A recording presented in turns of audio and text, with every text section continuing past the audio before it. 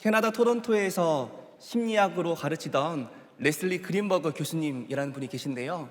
이분은 정서중심 치유라는 분야에서 세계적인 석학입니다. 이분이 쓴 책이나 강연에 보면 1차 감정, 2차 감정이라는 용어를 자주 쓰시는데요. 1차 정서, 2차 정서 이렇게 부르기도 합니다. 어떤 일을 경험할 때 우리에게 자연스럽게 찾아오는 1차 감정, 근원적인 감정이 있는데 사람들은 그 감정을 모르거나 숨기기 위해서 2차적인 감정으로 반응한다라는 이론이지요. 예를 들어서 한 부부가 있습니다.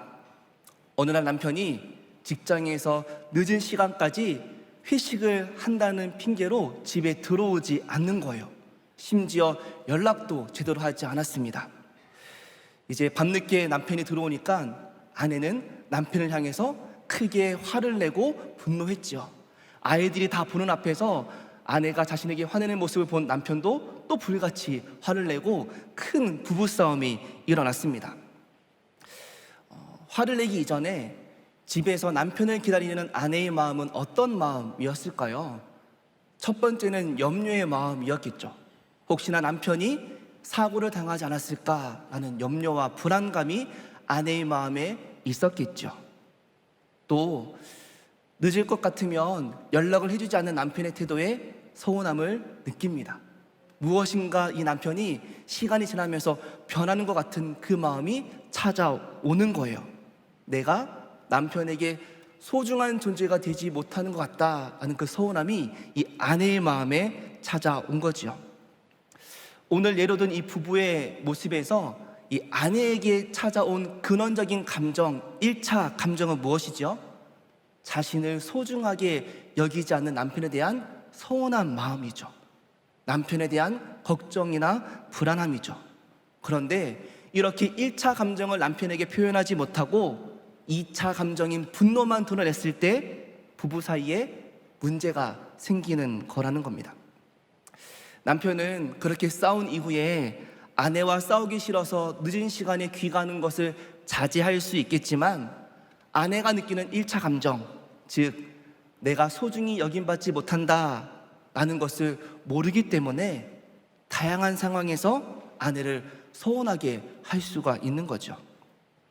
우리는 관계를 할 때요, 상대방의 이 근원적인 감정, 1차 감정을 몰라서 깨어지는 경험을 종종 하기도 합니다.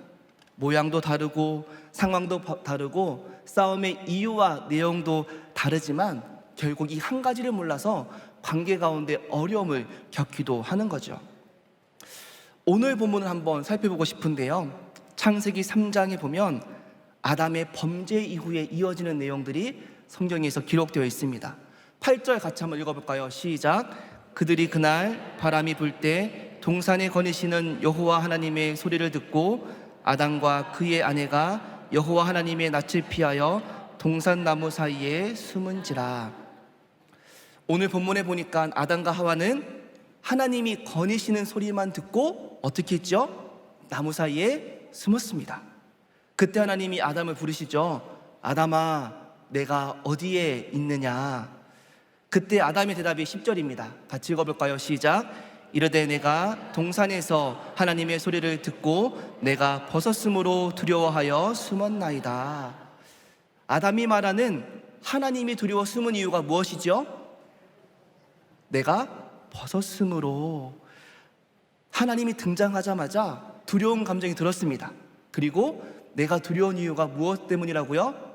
벗었기 때문에 두렵다, 이렇게 말해요.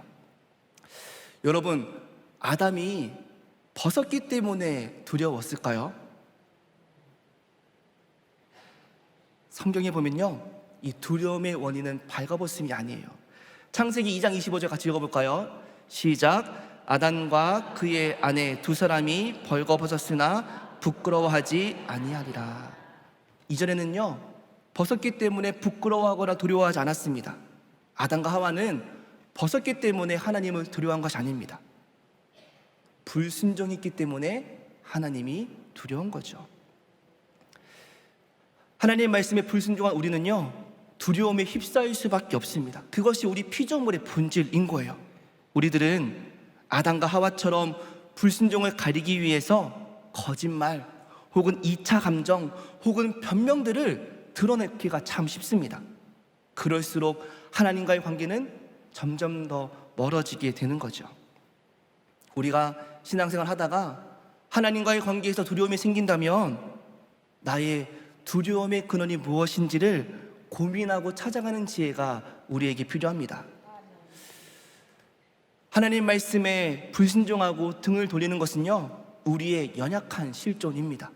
순간순간 죄성의 노예가 되어서 하나님의 성품을 거스르는 것은 우리의 실존입니다. 아담과 같이 보암직도 하고 지혜롭게 할 만큼 탐스러운 열매를 보면 그 유혹 앞에 늘 흔들리는 것이 우리의 인생이라는 거죠. 하나님께서는 죄인인 우리를 향해서 아담아, 네가 어디 있느냐? 라고 부르십니다. 하나님이 부르실 때 우리는 어떻게 반응해야 될까요? 우리는 대부분 우리의 불순종, 우리의 죄악을 가리는 말들, 우리의 부끄러움을 덮어주는 말들로 포장하고 변명하고 그럴 수밖에 없었다라는 이야기를 하기가 참 쉽습니다. 그런데요, 하나님 앞에 그런 이야기들이 소용없습니다. 그때 우리가 무슨 말을 해야 되느냐? 하나님, 제가 주님 앞에 죄를 지었습니다. 하나님, 제가 불순종했습니다. 하나님, 저를 불쌍히 여겨 주십시오. 공의로우시고 신실하신 하나님 앞에 두렵고 떨리는 마음으로 우리의 연약함을 솔직하게 고백하고 그분의 도우심과 은혜를 구할 때 우리에게 하나님의 은총이 임할 줄로 믿습니다. 만약에 아담이요, 하나님의 존재를 올바르게 알았다면 어땠을까요? 하나님은 영이시기에 우리의 심령을 감찰하시는 존재라는 것을 아담이 올바로 알았다면 어땠을까요? 하나님은 전지전능하시기에 우리의 지난날을 세밀하게 알고 계신다는 것을 아담이 깨달았다면 어땠을까요? 아담아, 네가 어디에 있느냐? 라는 질문에 아담이 하나님을 온전히 알았더라면 자신의 불순종을 고백하고 하나님 앞에 용서와 도우심을 구하지 않았을까요? 만약 그랬다면 아담의 인생은 달랐을 것이라 생각합니다. 오늘 우리가 하나님 앞에 드리는 이 예배의 자리, 기도의 자리가 그분 앞에 겸손히 무릎 꿇고 그분의 긍휼을 구하는 자리가 되기를 간절히 소망합니다. 오늘 본문에 하나님은 어떤 분이신지 함께 살펴보기 원하는데요, 하나님을 묵상하면서 제게 찾아오는 주제는 딱 한 가지였습니다. 하나님의 성품을 신뢰하라, 이 주제였어요. 조금 더 시간을 거슬러서요, 에덴 동산의 시작으로 한번 가볼까요? 하나님께서는 에덴 동산을 아름답게 지으셨지요. 그리고 에덴 동산에 아담과 하와를 지으시고 명령하셨어요. 뭐라고 명령하셨죠? 뭐라고 명령하셨죠? 우리는 흔히 선악과를 먹지 말라, 이 부정 명령을 먼저 떠오르기가 쉽습니다. 창세기 2장 16절, 17절 한번 읽어볼까요? 시작. 주 하나님이 사람에게 명하셨다. 동산에 있는 모든 나무의 열매는 내가 먹고 싶은 대로 먹어라. 그러나 선과 악을 알게 하는 나무의 열매만은 먹어서는 안 된다. 그것을 먹는 날에는 너는 반드시 죽는다. 세 번역 성경인데요, 하나님의 첫 번째 명령은 무엇이었죠? 동산의 모든 나무 열매를 네가 마음대로 먹어라 라는 거예요. 여러분, 에덴 동산의 면적이 어느 정도라 상상하십니까? 이 거룩한 빛 광성교회보다는 크겠죠? 100만 번 양보해도 탄현동만큼은, 아니 일산보다는 크지 않을까 그렇게 상상을 합니다. 하나님이요, 그곳의 모든 나무의 열매를 다 아담과 하와에게 주셨어요.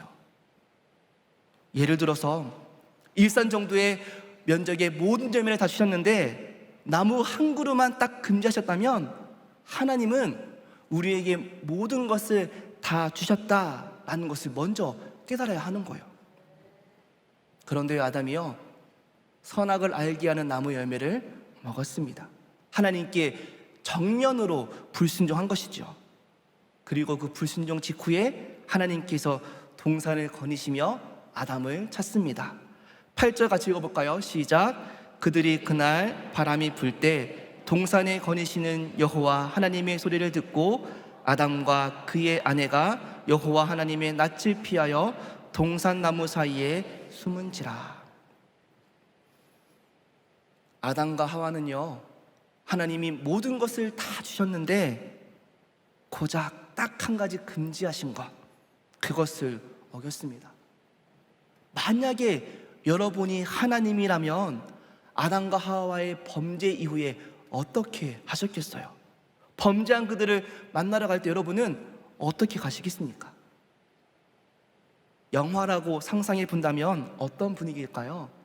일단 음악부터 뭔가 스산하고, 음악부터 점점 빨라지는 템포에 기괴한 소리까지 감이 되겠죠.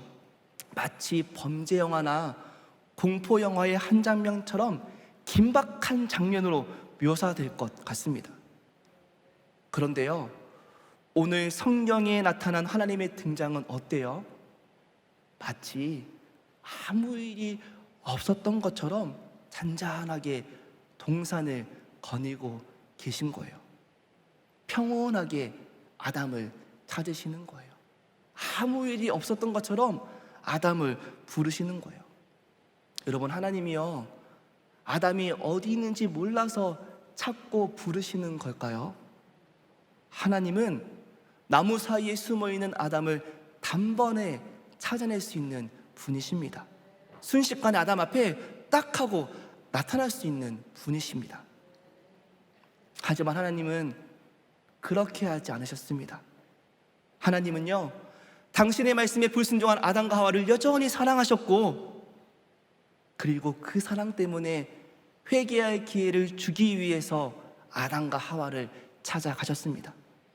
하지만 아담과 하와는 하나님의 앞에, 회개할 기회를 주시기 위해 찾아오신 하나님 앞에 두려움을 느끼고 서지 못했다라고 성경은 기록하고 있어요.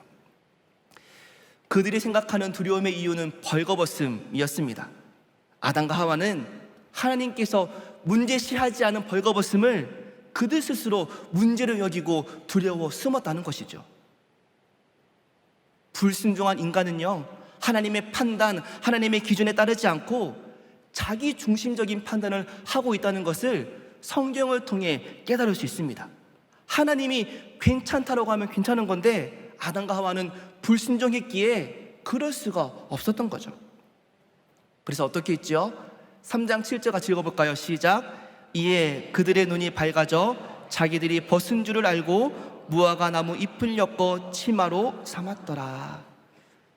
아담과 하와는 그들 스스로 수치라 여기는 것들을 가리기 위해서 무화과 나뭇잎을 자기들의 옷으로 만들었습니다. 아담과 하와는 정말 수치를 느껴야 할 불순종에는 무감각한 채 벌거벗음을 수치로 느끼고 있는 거예요. 우리의 인생도 그렇습니다. 내가 하나님 앞에 정말 두려워하고 회개하고 엎드려야 될 문제에는 무감각한 채 내 생각에 부끄러운 것, 내 생각에 잘못된 것들을 수치로 여기고 그것 때문에 하나님 앞에 나아가지 못하는 그런 일들이 우리에게 생긴다라는 거죠. 오늘 우리의 삶에 혹시 그런 잘못된 수치심, 자의적인 죄책감, 그런 것들로 내가 둘러싸여 있는 건 아닌지 살펴보는 지혜가 필요합니다. 하나님의 뜻을 올바로 깨닫지 못하고 내가 생각하는 죄책감에 사로잡혀 하나님을 피해 살아나는 어리석음을 범하지 말아야 된다는 거죠. 죄악된 우리가 할 수 있는 딱 한 가지 반응은 무엇일까요? 그 순간 하나님 앞에 엎드리는 겁니다. 그 순간 하나님께 긍휼을 구하는 것입니다. 그것이 우리에게 생명이고 살 길이다, 성경은 알려주고 있는 거예요. 많은 사람들은요, 아담과 하와가 그랬던 것처럼 무엇이 하나님과 틀어짐의 원인인지를 깨닫지 못해요. 그리고 아담과 하와처럼 자기 중심적인 판단을 합니다. 아담과 하와처럼 임시적인 방편으로 스스로 생각하는 수치를 가리기 위해서, 스스로 생각하는 두려움을 피하기 위해서 부단히 노력해요. 무화과 나무 잎으로 만든 옷은요, 그 수치를 그 순간 잠깐은 가릴 수 있습니다. 나무 뒤에 숨는 그 순간은요, 잠깐의 두려움에서 해방될 수 있어요. 하지만 죄로 인해 하나님께 나아가지 못하는 근원적인 두려움은 벗어날 수가 없습니다. 하나님의 존재와 능력은 알고 있으나 그 하나님과 온전한 교제를 하지 못하는 자의적인 죄책감과 수치심으로 멀리 도망갈 수밖에 없는 존재, 그것이 오늘 본문에 나타난 아담과 하와였다라는 거죠. 그런데요, 이 본문의 진짜 은혜가 되는 건요, 하나님이 나무 뒤에 숨은 그들을 그대로 두셨다라는 거예요. 죄를 지어 하나님 앞에 설 수 없는 그들의 그 수치와 두려움을 하나님이 인정하고 받아주셨다라는 겁니다. 얼마나 이것이 우리에게 은혜가 되는지 모릅니다. 그리고 하나님이 어떻게 하셨죠? 무화과 나무 잎으로 가린 그들의 수치를 가죽옷으로 가리어 주셨습니다. 21절 같이 읽어볼까요? 시작. 여호와 하나님이 아담과 그의 아내를 위하여 가죽옷을 지어 입히시니라. 무화과 나무 잎은요, 이내 말라버리고 비틀어지고 볼품 없어집니다. 그런 그들을 위해 하나님이 가죽옷을 입혀 주셨다라는 거예요. 낮의 더위와 밤의 추위, 자연 환경으로부터 아담과 하와를 보호해 줄 수 있는 가죽옷을 만들어 주셨습니다. 하나님은 범죄한 아담과 하와를 에덴에서 추방하시기 전에 그들의 생명을 보호할 수 있는 가죽옷을, 그들의 수치를 온전히 가려줄 수 있는 가죽옷을 입혀 주셨다라는 거죠. 아담과 하와는요, 모든 것을 다 누릴 수 있는 에덴에서 하나님께 불순종한 사람들이었습니다. 그런데 하나님은 그런 그들마저도 사랑하시고 긍휼히 여기시어서 그들에게 가죽옷을 입혀 주셨습니다. 두려워 나무 뒤에 숨어 있는 그들을 하나님이 부르시며 회개할 기회를 주셨다라는 거예요. 비록 그들이 불순종했기에 에덴에서 쫓겨날 수밖에 없었지만 징벌과 더불어 하나님은 긍휼과 인자를 베풀어 주셨다라는 겁니다. 성경을 보면요, 이 이야기가 끊임없이 반복돼요.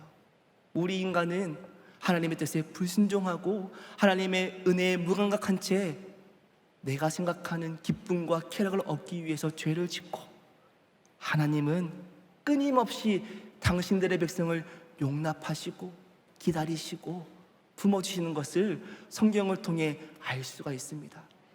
사랑하는 여러분, 그 하나님이 우리의 하나님이 되십니다. 오늘 우리도 그 하나님의 신실하심 안에 있음을 기억하며 그분 앞에 두려울 때도 부끄러울 때에도 담대히 그의 성품을 붙잡고 나아갈 수 있는 것, 그것이 성도의 은혜입니다. 오늘 본문에 보면 10절에요, 아담이 하나님을 두려워하여 숨었다라고 되어 있어요. 이 두려워하다라는 단어가 히브리어로 야레라는 단어인데요, 이 단어가 쓰인 다른 성경 구절들은 하나님을 경외함으로 번역되어 있습니다. 불순종의 굴레 가운데 하나님이 두려워 날마다 숨는 존재가 아니라 하나님의 은총을 힘입고 겸손히 그 은혜를 간구하고 하나님 말씀에 순종하며 하나님을 경외하는 삶을 살아가는 우리 인생 되시기를 간절히 소망합니다. 아담과 하와의 죄의 수치를 가리기 위해서 하나님이 가죽옷을 만드셨죠. 이 가죽옷을 만들기 위해서 한 생명의, 한 짐승의 생명이 필요했습니다. 한 생명의 피가 쓰인 거죠. 하나님은 여전히 아담과 하와 같은 미성숙하고 불순종한 우리를 구원하시기 위해서, 은혜를 베푸시기 위해서 자신의 아들 예수 그리스도의 핏값을 이미 치르셨습니다. 예수님의 희생을 통해 우리가 진정한 가죽옷, 진정한 수치로부터 해방될 수 있고 진정한 두려움으로부터 벗어날 수 있음을 기억하시기 바랍니다. 오늘 본문의 하나님이 여러분에게 나아가시면서 잔잔히 거니시면서 아담아 네가 어디에 있느냐 물으실 때 우리 성도님들 어떻게 나아가시겠습니까? 이 시간 우리를 향해서 날마다 기다리시고 품어주시고 우리의 연약함과 두려움까지 인정하시고 사랑해 주시는 그 하나님을 우리의 아버지로 고백하시기를 간절히 축복합니다.